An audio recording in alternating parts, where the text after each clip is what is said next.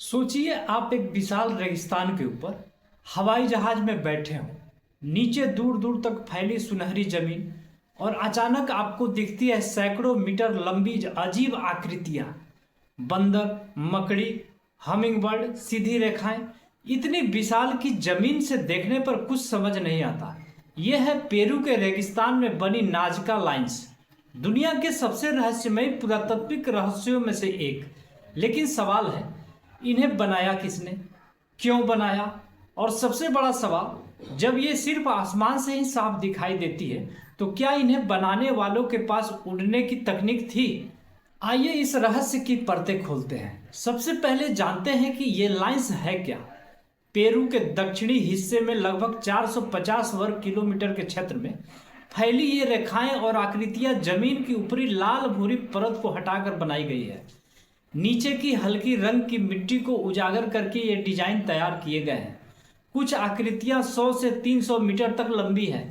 एक बंदर की आकृति लगभग 93 मीटर लंबी है, जबकि एक हमिंग बर्ड करीब 50 मीटर का है।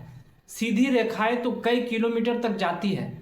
वैज्ञानिकों के अनुसार इन्हें लगभग 500 ईसा पूर्व से 500 ईस्वी के बीच नाजका सभ्यता ने बनाया था।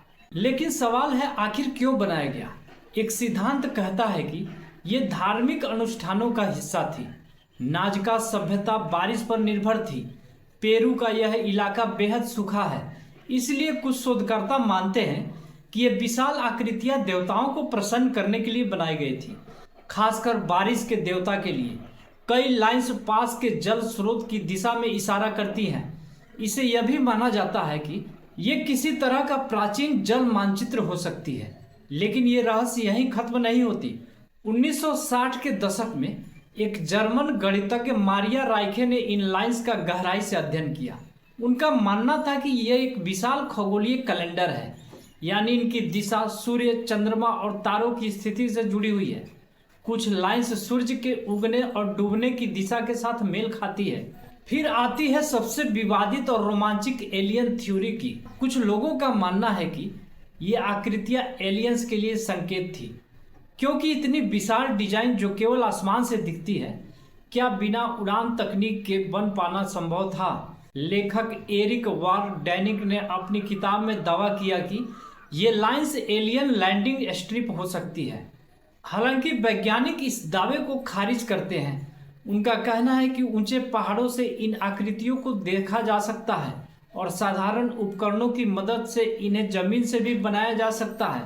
असल में 1980 के दशक में कुछ शोधकर्ताओं ने सिर्फ रस्सी और लकड़ी की खूंटियों की मदद से इसी तरह की बड़ी आकृतियां बनाकर दिखाया, बिना किसी हवाई तकनीक के। अब सवाल आता है कि ये इतनी सदियों तक सुरक्षित कैसे रही?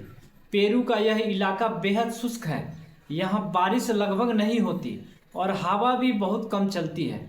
यही कारण है कि ये लाइंस हजारों सालों से लगभग जस की तस बनी हुई है। लेकिन आज खतरा बढ़ गया है। पर्यटन, गाड़ियां और जलवायु परिवर्तन इन लाइंस को नुकसान पहुंचा रहे हैं। कुछ साल पहले एक ट्रक गलती से इस क्षेत्र में घुस गया, जिससे कुछ लाइन क्षतिग्रस्त हो गई।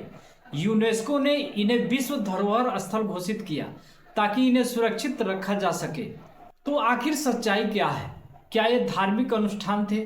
क्या ये खगोलीय कैलेंडर थे, या सच में किसी परग्रही सभ्यता का संकेत? अब तक के वैज्ञानिक प्रमाण यही बताते हैं कि नाजका सभ्यता की अद्भुत रचनात्मक और इंजीनियरिंग का नमूना है। बिना आधुनिक मशीनों के केवल साधारण औजारों से इतना सटीक और विशाल आकृतियां बनाना, यह अपने आप में चमत्कार से कम नहीं।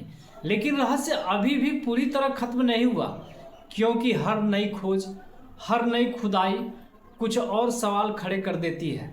तो अगली बार जब आप आसमान से किसी रेगिस्तान को देखें तो याद रखिएगा, शायद नीचे कहीं छुपी हो एक ऐसी कहानी जो हजारों साल पुरानी है और आज भी हमें चुनौती दे रही है।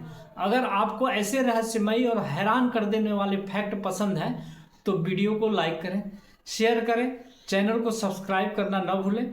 अगले वीडियो में मिलते हैं एक और अनसुलझे रहस्य के साथ।